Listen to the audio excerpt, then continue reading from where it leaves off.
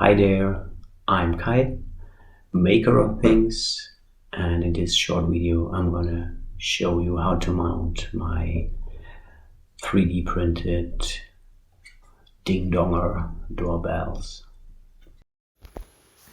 The first step is to cut loose the front plate, which comes on the back of the 3D print,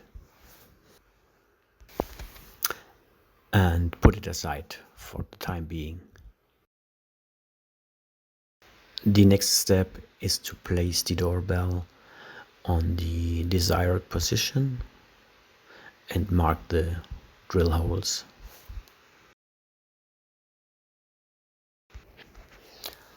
Then you drill the respective holes into the wall and, if needed, use dowels. Then you screw the push button into the housing of the doorbell.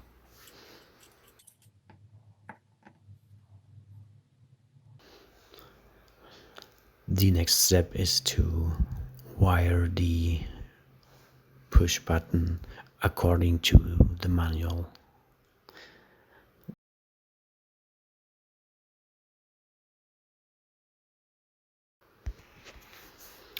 Mount the doorbell to the wall.